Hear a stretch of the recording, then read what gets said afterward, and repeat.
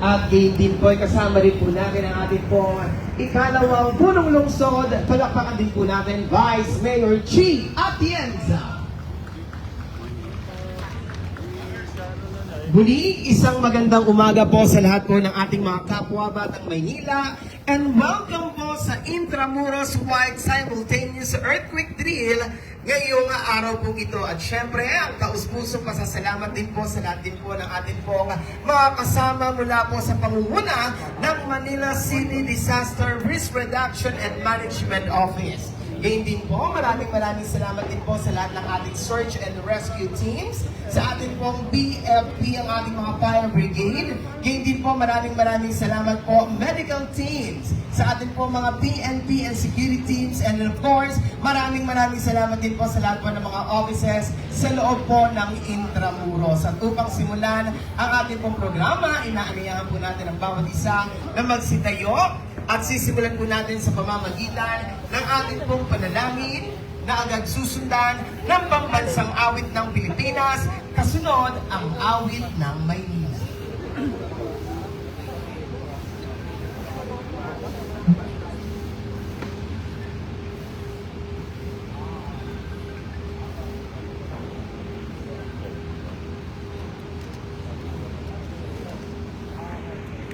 Almighty Father, in the shaking and groans and storms, we humbly seek your mercy and protection. The earth trembles beneath our feet, and winds grow stronger. Calm our hearts, Lord, and remind us that you are our unshakable refuge. Lord, shield every home and every family from danger. Cover us with your mighty hands so that no harm may come near. Bring comfort to those who are afraid, strength to those who have lost, and hope to every heart that is holding on. Forgive us for the times we forget how powerful and merciful you are. Teach us to trust you, not only in peaceful days, but also in moments of disaster. Let your peace fill our hearts, like a gentle whisper that says, "Do not be afraid, for I am with you."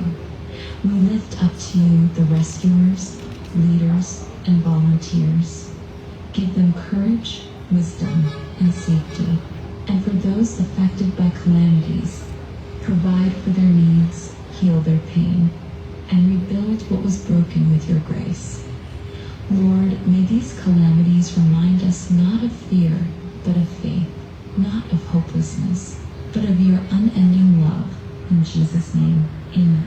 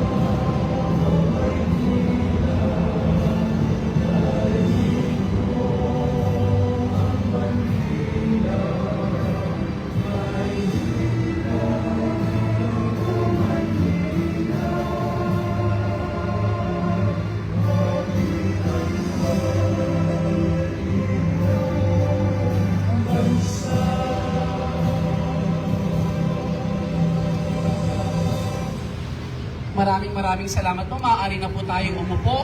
Muli po, welcome to the Intramuros Wide Simultaneous Earthquake Drill ngayong umaga. Siyempre kasama rin po natin Engineer Randy Sada and Engineer Armando Andres, and of course, Fire Senior Superintendent Eddie Tanawan. Magandang araw po sa inyo.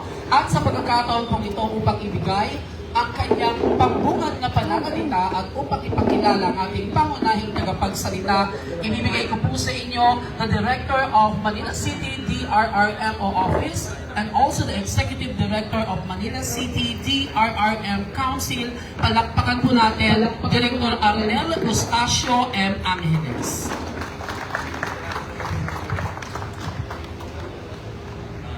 Isang mapagpalang umaga po sa ating lahat. Morning po. At sa lahat po na nandito ngayon. Tayo po ngayon ay nandito at nagtitipon-tipon upang ating ganapin ang kauna-unahang Intramuros Wide Earthquake Drill. Ito po ay pet project ng ating po punong lungsod, ang punong lungsod Isko Moreno Dumagoso.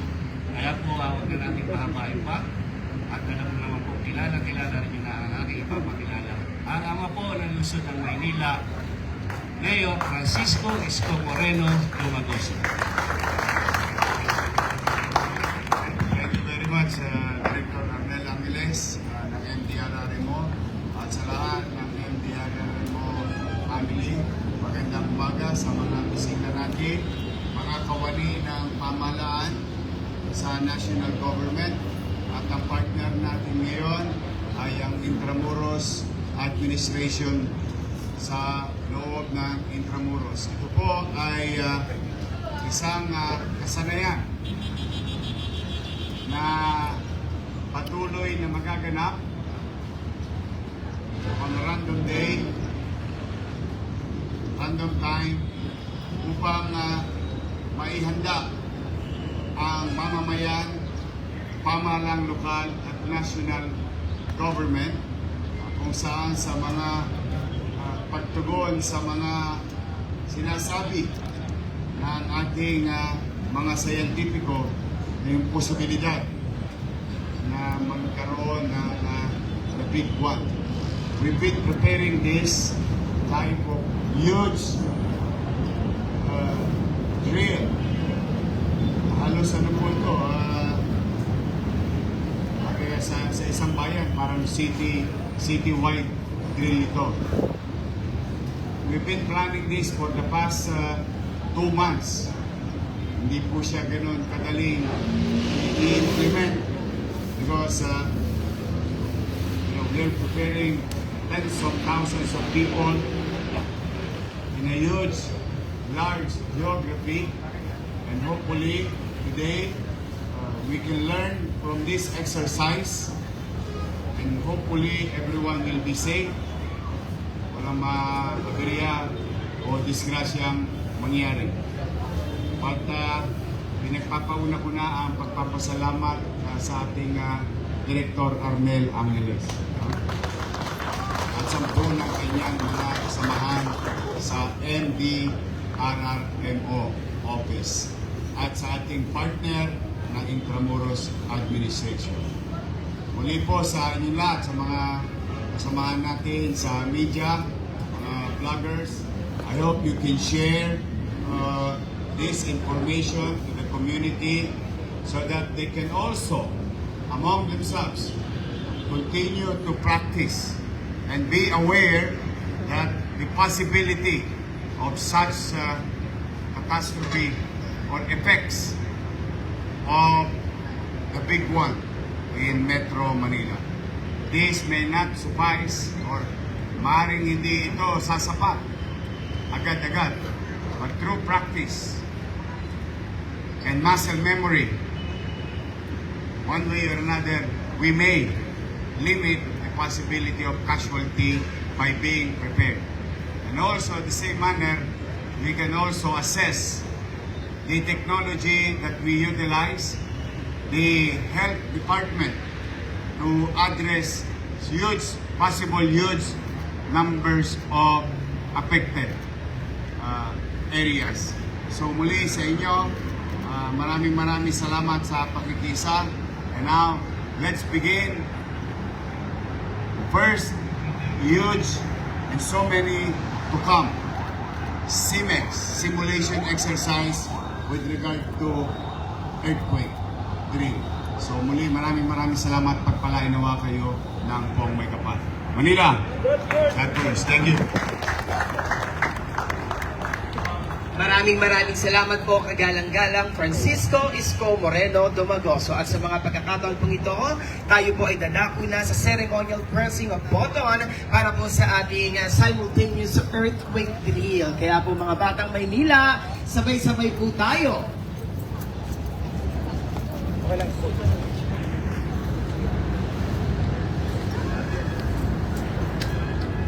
In 5, 4, 3, 2, 1!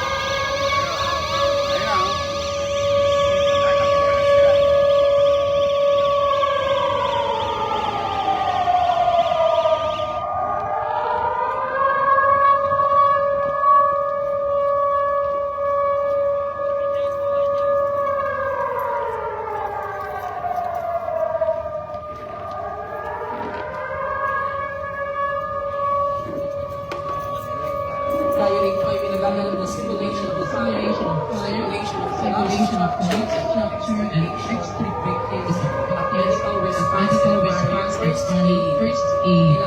Ginawang po dito, lalo na po sa intramuros area.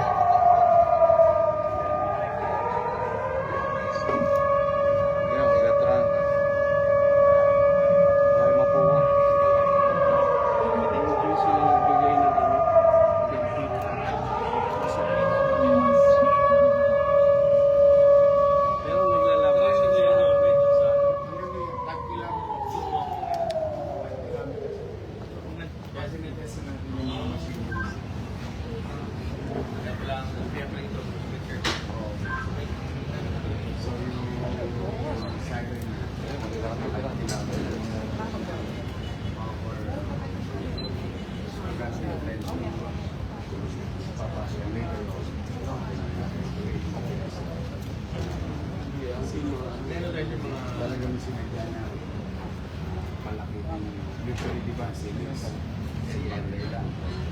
Pinalaki na para iba't ibang sa gobyerno,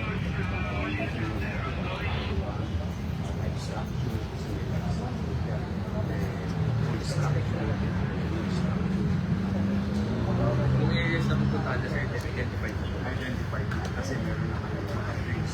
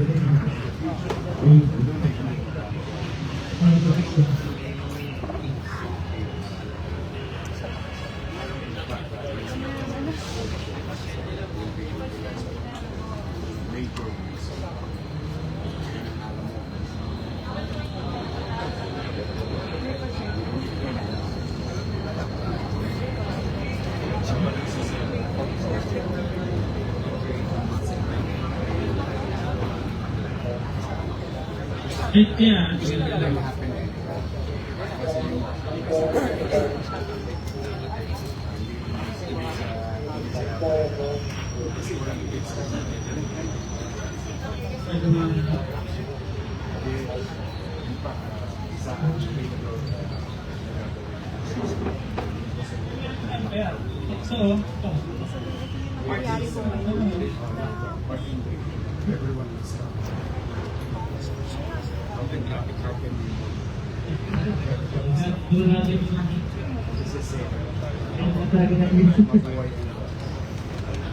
Pamaksa ako.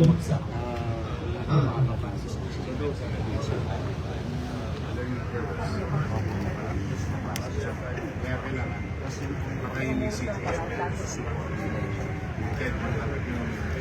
natin is only the local government from within. Anong magiging reaction?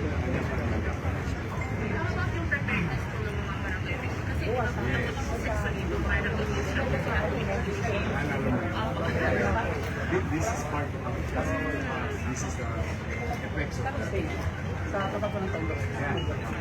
Those are coordination. Ano doon eh, bro? Opo, kasi meron po masyado. Wala lang daw po sa Nasaan ba din?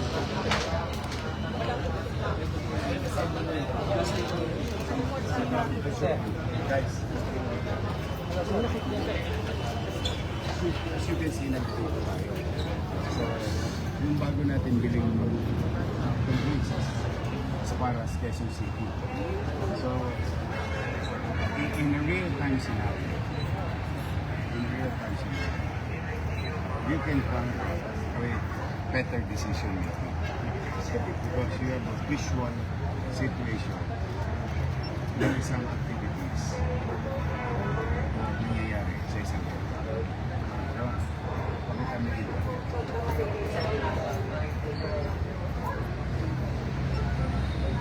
Thermal. Yung thermal, ganito yun. The logic behind the technology is, di ba ba, this is a collapse. Makikita. This is a collapse. Ano natin malalaan kung may tao. through thermal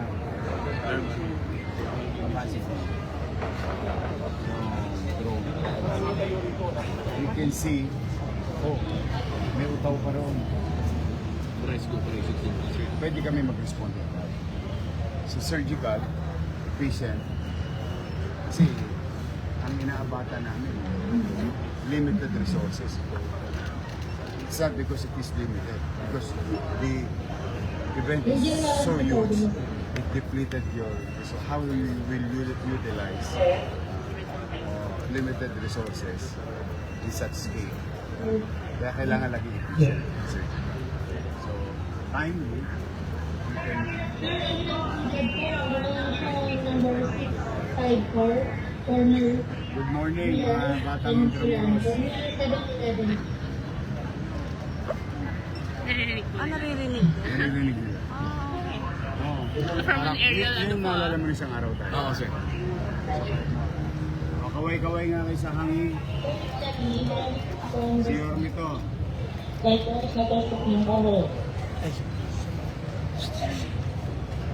Tingin kayo sa hangin, sa langit. Batang Intramuros. Mga taga-ano. Port Chansa. Lyceum. O, mga batang Lyceum. Kaway-kaway.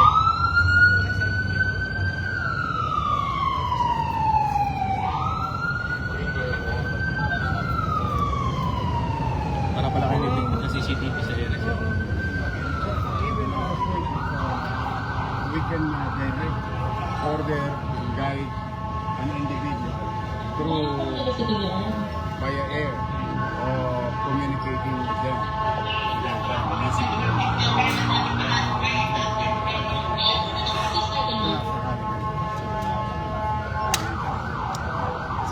you never know. Dadagdag pa, sir, yung Manila natin. Oo. Definitely. Kaling kaya Bangkok. Pwedeng mag-zoom.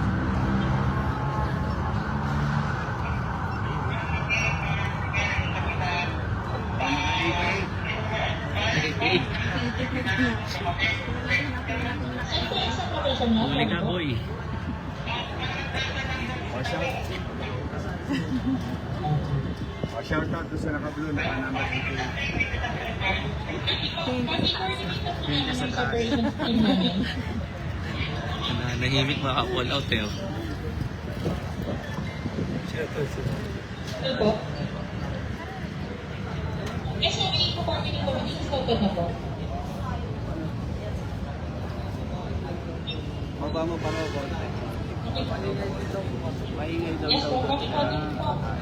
Hindi naririnig. Ano daw, maingay daw. Oo, hindi pa kamakasya. Nakala niyo, yun yan. Please.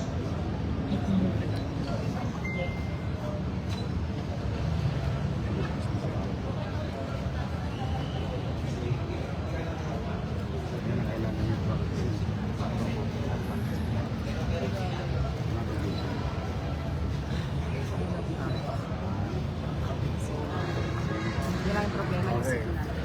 Thank you sa inyo. Please help us involve to be aware of such incidents. City government is now conducting. May mga challenges po ba tayo as Ay, wala pa naman. Mamaya pa. Wala lang natin mamaya.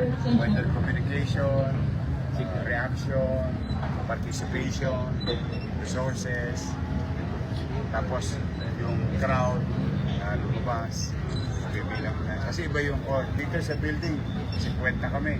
O dito sa, pero nung makita mo, 200 pala sila. You never know. That's why you have to conduct exercise. Sir, sabi nyo kayo ng muscle memory, so ibig sabihin walang end yung drill na to hanggang ma-practice na. Of course, that's what you call, para malimitahan mo yung casualty. Because there will be casualty. I think science research stated possibility. Especially Manila is a very good city. Alone. Although hindi yan tinatumba ng gera, puro kinanyon yan nung araw, pero but still, age will catch up. Asa lang sir, sa ating mga Manileño, especially sa Intramuros Wide muna. Maraming salamat sa kanila sa participation nila. At pasensya na rin, naabala kayo. But do our best, and we are recording and other agencies of government really conduct this kind of exercise for our own good. Daig ng maaga ang masasabi. Kaya maghahanda tayo. Gagamit tayo ng resources ng pamahalaan para sa kasanayan. At naging bahagi ito na kaisipan natin na yung posibilidad na mangyari ito maaaring Lunes, maaaring Martes, Merkules, Biyernes, Sabado, Linggo. Maaaring umaga, tanghali, hapon, gabi o madaling araw. Maaaring nasa gitna ka ng kalsada, opisina o bahay. Kaya kailangan lagi magabak of our mind.